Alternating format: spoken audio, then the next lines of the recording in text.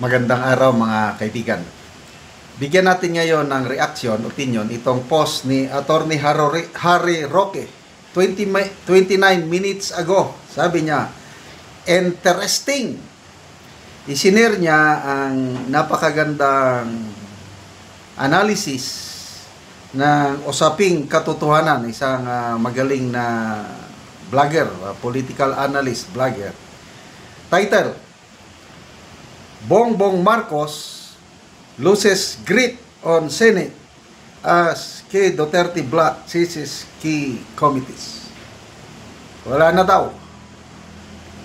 Ang presidente, mahina na ang kanyang influence sa Senate. Delikado siya. Baka ito na yung sinyales ng pagiging lame duck president. Dahil hindi niya na mapagsabihan ang Senado dahil nakapwesto ang mga Duterte 7 sa dami ng mga committees na hawak nila. Okay, basahin natin. President Ferdinand Bongbong Marcos Jr. appears to be losing his hold over the Philippine Senate 20th Congress as allies of former President Duterte and other non-Marcos faction claims key committee chairmanship.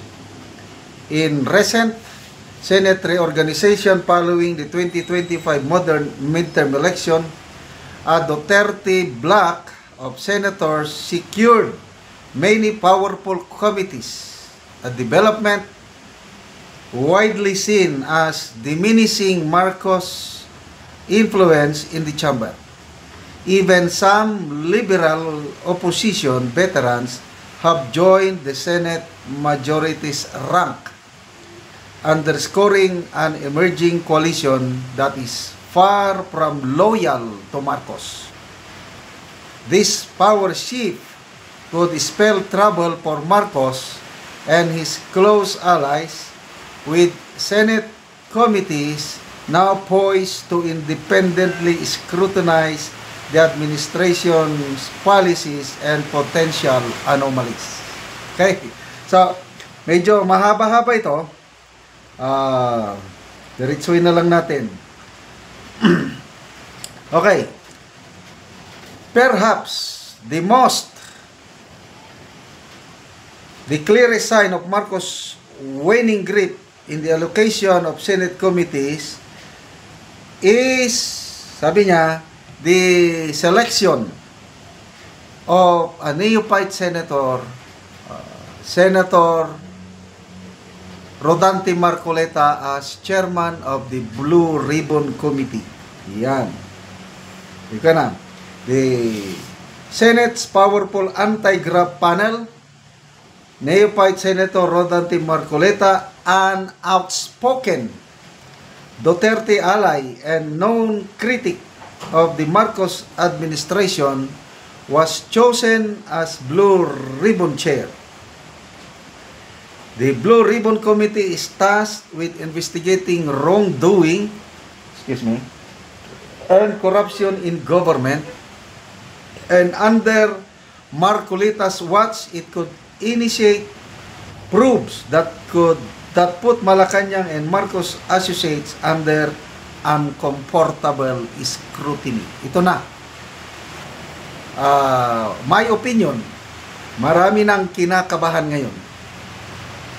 Dahil nandyan si Senator Marcoleta na anytime magpatawag ng investigasyon sa kalokohan o kapalpakan ng administrasyong ito. Example, yung flood control projects na umamin ng Pangulo, nakapalpakan. Sabi niya, naglibot ako, nakita ko, palpak ang inyong mga proyekto, ang iba guni-guni lang, kaya mahiya naman kayo. So, obserbahan natin ang galaw ng Pangulo in the coming days, weeks, kung may resulta. Baka mamaya, hanggang salita lang, kasi DPWH ang nasasangkot sa katiwalian sa flood control projects, lumalabas, parang DPWH din ang mag-iimbestiga.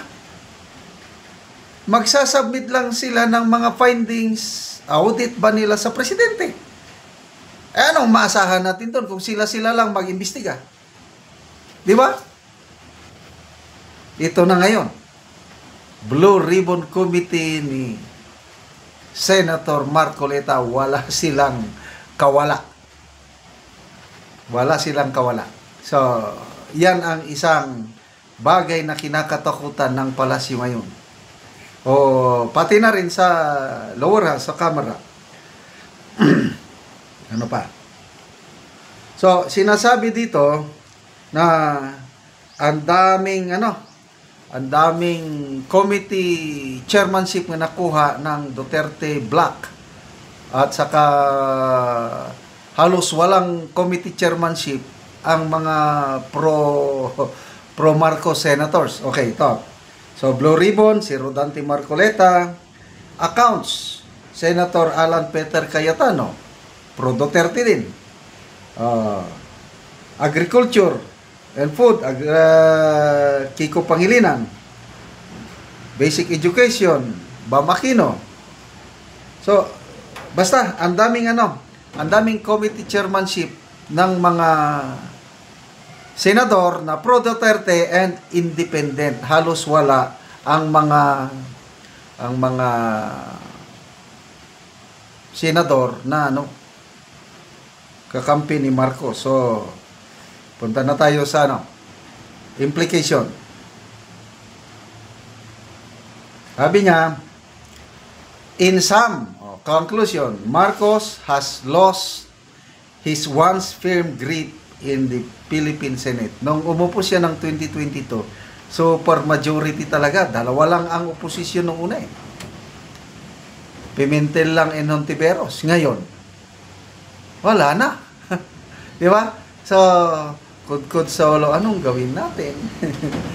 The committee chairmanship elected, it can serve as a check on his administration. The coming months may we see heightened tension between Malacanang and the Senate, especially if committee investigation start peeling back the curtain on any irregularities. For now, what's clear is that the Duterte Black's grip on the Senate committees has fundamentally altered the political landscape, leaving Marcos navigating a Senate that he can no longer confidently call his own. Wala nang rubber stamp na Senado ngayon. Manda kayo. Sabi nga ni Senator Marcoleta, lintik lang ang walang ganti. Humanda kayo. Okay. Salamat mga kaibigan sa inyong pagsubaybay sa ating channel. Nakakatulong kayo ng malaki sa tribong Talandig ng Bukidnon dahil ang sweldo natin sa channel na ito, pantulong natin sa tribo. Sa ngayon, namimigay tayo ng mga yero at pako para makapagpatayo naman ng mas maayos na tirahan ang tribong Talandig. Panoorin nyo ang video na ito. Muna niya ang Tagalog yero. Antok na siya sa iyang balay. So, muna yung atupan nga iyang balay. So, muna yung atupan nga balay niya. Balay sa tayo.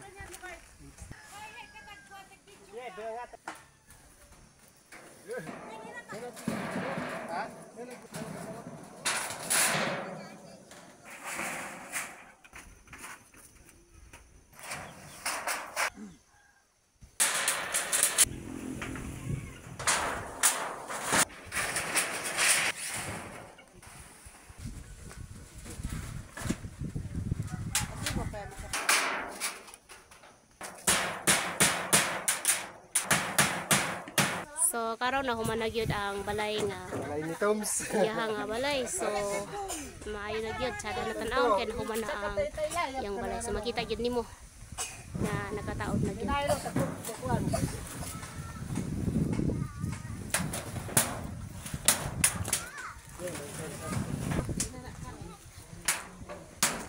So, makita yun nimo ang view sa iyang balay. O karon on sa imong masulti nga nahumanag yun ang imong balay. Siyempre, api kahit ang natagaan ta, magabalay na kita kay sa nagpala nag-sponsor. Salamat sa mga para sa inyo mga kung wala pang tabang di pa ko pakabalay kay nagiglula ko sa mga ginikanan mo sa salamat nga. So pila na imong anak nga kuan ay pa ka nakabalay? Dua.